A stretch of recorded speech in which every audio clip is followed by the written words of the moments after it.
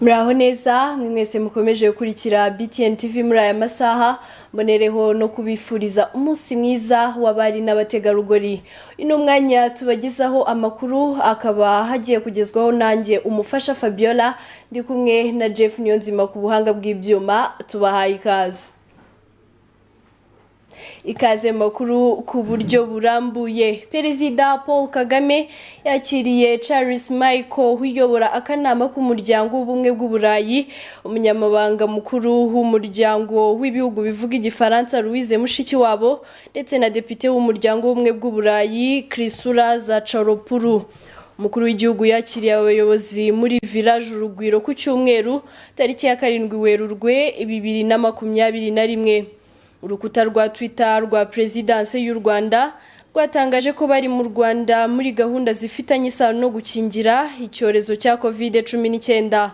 Perezida Paul Kagame yabonanye nabo nyuma y'amasaha make bavuye gusura ikigo nderabuzima cya Mayange mu karere ka Bugesera, aho bakurikiranye uko ibikorwa byo gukingira COVID-19 biri kugenda. Bari baherekejwe kandi na Minisitiri w'Ubuzima Dr Daniel Ngamije ndetse n'ububanyi n'amahanga n'ubutwererane Dr Vincent Biruta. Kuri iki kigo nderabuzima akingiriwe abakora mu nzego z'ubuzima, abarimu ndetse n'abakuze.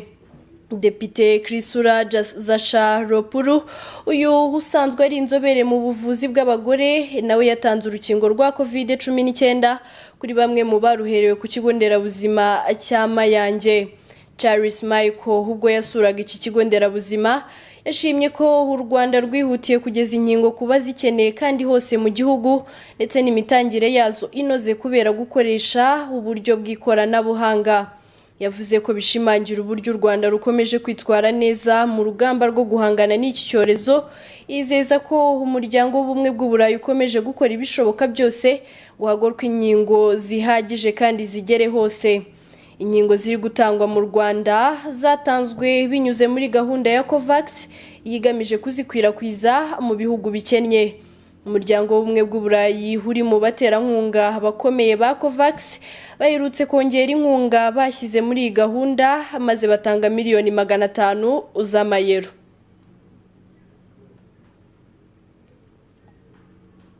Mu yandi makuru twabateguriye kuri uyu munsi mpuzamahanga w'umugore hifashishijwe uburyo bw'ikoranabuhanga, madamu wa Perezida wa Repubulika y'u Rwanda Jeannette Kagame yitabiriye inama yateguwe n'umuryango Motsepe Foundation. Uyu ni umuryango mu gihugu cya Afurika y'Epfo ukora ibirebana no guteza imbere imibereho myiza y'abaturage. Ni inama ifite insanganyamatsiko igaruka ku ruhare rw'abagore mu guhangana n'ingaruka zatewe n'icyorezo cya COVID-19. Madame Jeannette Kagame yavuze ko abagore nk'abayobozi, ababyeyi kandi bakaba abantu b'ingenzi mu ngeri zinyuranye basabwa gukomeza gukora cyane no muri ibi bihe by'icyorezo cya COVID-19. Yavuze ko iki cyorezo cya coronavirus cyagize ingaruka ku bantu muri rusange, ku bukungu n'izindi nzego, ariko ngo kikagira umwihariko ku bagore, ndetse ngo muri aba bagore hari abari gukora ku ruhembe rw'imbere mu kurwanya iki cyorezo cya COVID-19 cyugarije isi.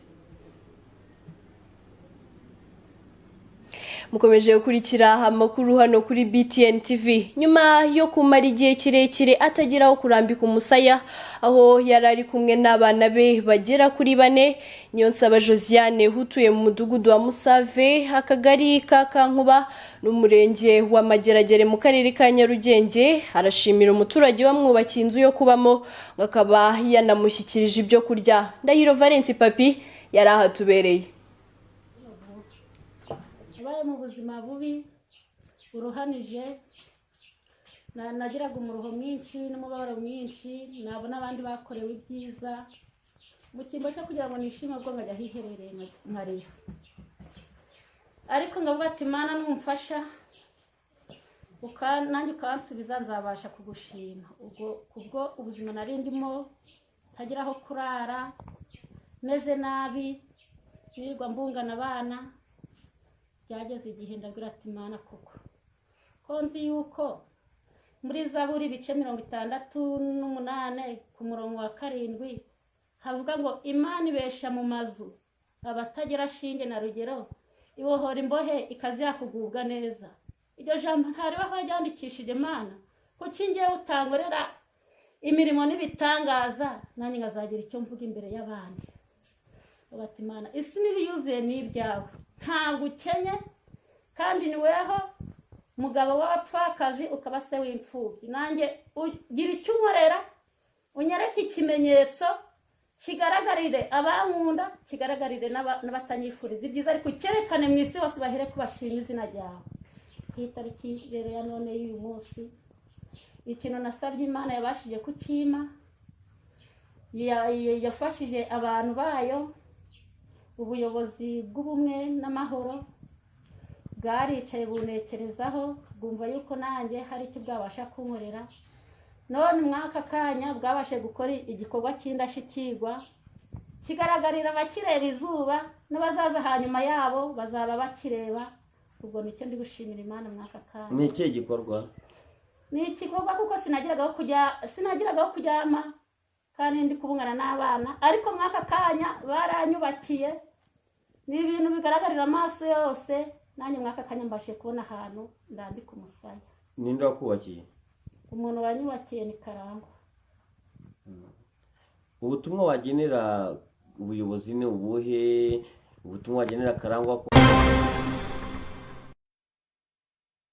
burambuye muraza kuyikurikira mu makuru yacu ataha. Dukomeje n'andi makuru twabateguriye. Ahagana saa 2 z'ijoro ku munsi w'ejo ku cyumweru tariki ya 7 Werurwe 2021, ibwo inzego zishinzwe abinjira n'abasohoka mu gihugu cya Uganda bajugunye abanyarwanda ku mupaka wa Kagitumba, aho ni mu karere ka Nyagatare. Abarekuwe ni Michel Matabaro, Trezor Hirwa, David Rukundo, Patrick Rugema ndetse na Mohamed Ndaheranwa. Uko ari 5 barekuwe nyuma y'igihe bari bamaze bafungiye muri Uganda, aho bafunzwe banatotezwa n'inzego z'umutekano muri icyo gihugu ngo bashinjwa kuba bamaneko b'u Rwanda. Abanyarwanda bakigera mu Rwanda babanje gupimwa icyorezo cya COVID-19 ndetse ibisubizo byabo byerekanye ko baje ari bazima. Boherejwe mu Rwanda kandi nyuma y'uko kuwa 3 Gashyantare 2021 abandi banyarwanda 6 barekuwe n'inzego z'umutekano za Uganda, ni nyuma y'itoteza zabakoreye ku buryo harimo n'umwe utarabashaga kugenda, aho yahagezaga itajyanwa mu bitaro. Ibikorwa byo gushimuta abanyarwanda baba n'abakorera ingendo muri Uganda bifitanye isano n'umubano w'akadosohoka wa CMI n'abagizi b'umutwe w'iterabwoba urwanya leta y'u Rwanda RNC, uyoborwa na Kayumba Nyamwasa, ufite umugambi mubisha wo guhungabanya umutekano w'igihugu cy'u Rwanda.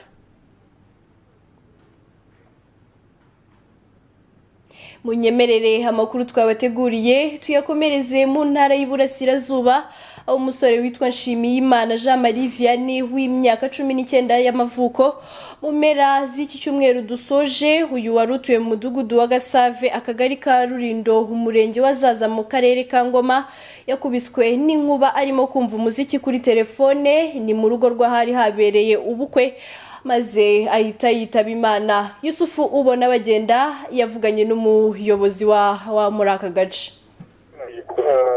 Nshimiyimana Jean Marie Vianney w'imyaka 19 yari mu rugo rwo kwa Nsanzayingoma Leonard. Masaha 5:40 imvura yabaga ari nyinshi irimo n'inkuba. Nibwo umwana afite telefone, afite na ekuteri mu gutwi, nibwo rero inkuba ikubita iramukubita arangije ahonga. Yari ari mu biki?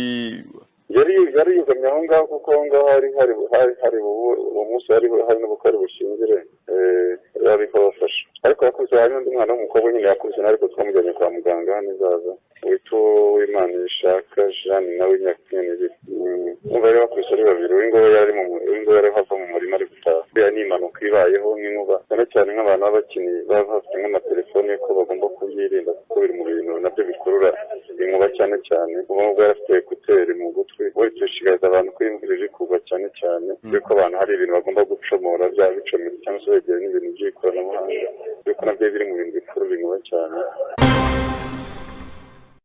Tukiri mu makuru avugwa hano mu gihugu cy'u Rwanda ku munsi w'ejo ku cyumweru Minisiteri y'Ubuzima yatangaje ko umuntu umwe yishwe n'icyorezo cya COVID-19 ibi byatumye umubare wamaze kwicwa n'iki cyorezo ugera kuri 268 abacyanduye bo biyongereyeho 42 ni mu gihe abagera kuri 40 bakize.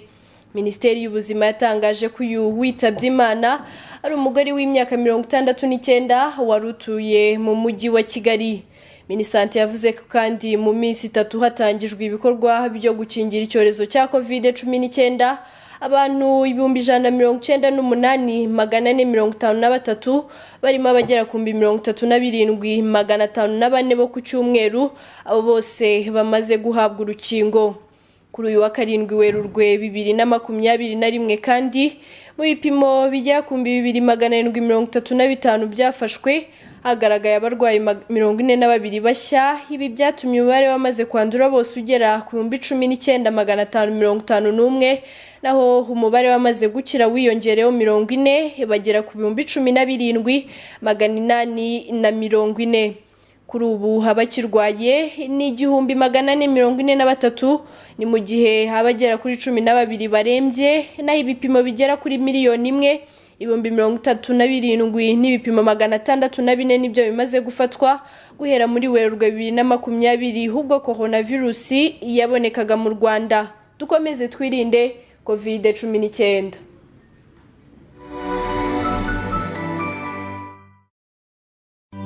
Mubyeyi nuramuka ugize umugisha wo kubyara wihangayika wibaza aho uzakura ibikoresho byiza bizaherekeza umwana wawe kuva ari uruhinja kugeza akuze. Iturize maze uyihahire muri Iturize Ubeho Shop.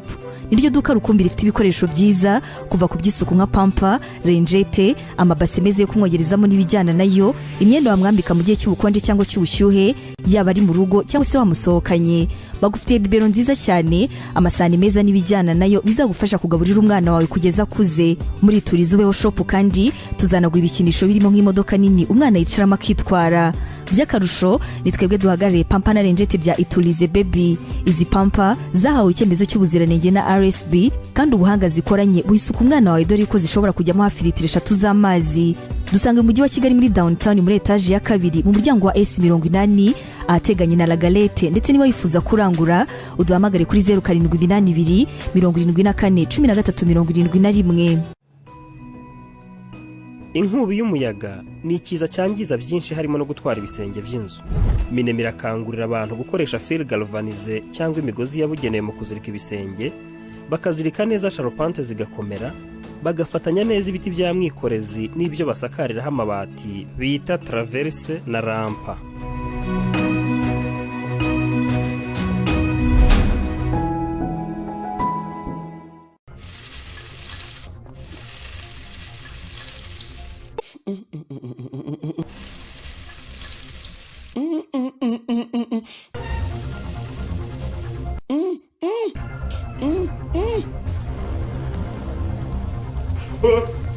Turashize Papa Sam. Mama so nukuri nawe urubanza rwagutsinda. Siwe watekesheje iki kirungo cya sante. Nukuri rwose mujye mwihanganira abantu. Ikirungo Asante wowe ugiye guteka inyama, ibishimbo, imboga, ipilawu n'ibindi biryo byose ugiye guteka ntihaburemo ikirungo Asante kuko uburyohe bwo ni abifuza kukigura muragisanga mu mabutike atandukanye. Ikirungo Asante ni Genuine Reflexology Center. Uwamenye iki kigo nzahura buzima ntazahazwa n'indwara z'imitsi cyangwa iz'ingingo kuko aba bahanga bazihangamura bifashishije reflexology, bwa buryo bwihariye bukangura imyakura. Yaba ari n'umwana wavukanye ubumuga baramufasha mu gihe gito umubiri ugasubira mu buryo. Ubu buhanga Genuine Reflexology Center yifuje ko tubusangira ngo twikorere reflexology ubwacu cyangwa tuyikorere abandi. Ubu dufite Reflexotherapy TV kuri YouTube twigiraho amasomo ya reflexology ku buntu. Naho ubumenyi ngiro bushingiye ku bushakashatsi bwakozwe n'aba bahanga tukabuvoma ku rubuga wa eshatu akadomo next refresh felix.com ku mafaranga 10,000 gusa. Inzira unyuramo wishyura nayo urayisanga kuri uru rubuga. Sobanuza kuri 0788409264 bitihise ugere kuri Genuine Reflexology Center ku Kimironko aharebana na REG ishami rya Remera.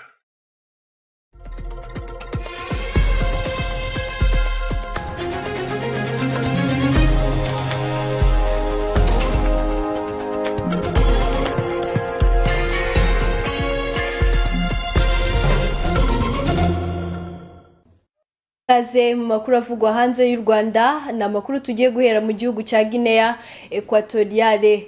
Abantu bagera kuri 15 bapfuye abandi babarirwa mu magana barakomereka ni mu guturika gukurikiranye kwabereye muri Equatorial Guinea nkuko bivugwa na Minisiteri y'Ubuzima. Abagera kuri 500 bakomeretse kubera ibyo bintu byaturikiye hafi ikigo cya gisirikare mu mujyi munini w'iki gihugu Bata. Ibi bikaba byarabaye ku munsi w'ejo ku cyumweru. Ko guturika byatewe n'uburangare buvuye ku kubika nabi intambi muri icyo kigo cya gisirikare nkuko byatangajwe na perezida w'icyo gihugu. Ku mbuga nkoranyambaga hakwiriye amashusho y'imyotsi myinshi ndetse n'ibyangiritse inyuma y'uko guturika. Televiziyo y'igihugu nayo yerekanye abantu bari gushakisha barokotse mu nzu zagiye zisenyuka. Mu itangazo perezida Theodore Obiang Nguema yavuze ko ibi byaturitse ngo byangije inzu hafi ya zose n'inyubako muri Bata maze asaba ubufasha bw'amahanga. Yongeyeho ko ibi bishobora kuba byatewe no gutwika imirima ikikije ikigo cya gisirikare ngo bikozwe n'abahinzi bo muri iki gice. Mu makuru yashyizwe kuri Twitter na Minisiteri y'Ubuzima yasabye abakorerabushake mu buvuzi kujya gutanga ubufasha mu bitaro bikuru bya Bata ndetse basaba no gutanga amaraso yo gufasha inkomere. Amashusho yashyizwe ku mbuga nkoranyambaga nyuma y'uko guturika yerekanye abantu bagize ubwoba aho banyuranagamo bahunga aha hantu. Naho umuyobozi ushinzwe gukemura amakimbirane muri Senegal yavuze ko iki gihugu kiri mu kaga ko gutembagara inyuma y'iminsi ine y'imyigaragambyo yaguyemo abantu bagera kuri 5. Arioune Badara Cissé uzwi nk'umuhuza wa Repubulika yasabye abategetsi guhagarika gukanga ndetse no gutera ubwoba aba bari kwigaragambya. Yasabye kandi abari kwigaragambya kubikora mu mahoro ngo bakareka ubusahuzi no kwangiza. Ibibazo byavuye kwitabwa muri yombi ry'ukuriye abatavuga rumwe n'ubutegetsi. Uyu ni Ousmane Sonko. Bwana Sonko yagejejwe mu rukiko kuwa 5 w'icyumweru gishize aho yashinjwaga guhungabanya ituze rusange anashinjwa gufata ku ngufu umugore, ariko ibi birego byose yavuze ko bifite aho bihuriye na politike yumvikana atabyemera. Aha ni naho dusoreje amakuru twari twabateguriye muri aya masaha. Reka mbashimire mwese twabanye muri aya makuru. Nshimira Jeff Niyonzima ruri ku buhanga bw'ibyuma. Reka mbararikire gukomeza gukurikira gahunda nziza BTN TV yabateguriye. Mu kanya gato turakira Sport Zone aho babagezaho amakuru havugwa mu mikino. Indi gahunda y'amakuru ni ku isaha 12 z'umugoroba. Ndetse ku isaha 3 hari amakuru ku buryo burambuye ntimuze gucikwa. Mwari kumwe nanjye umufasha Fabiola. Imana ikomeze ibarinde.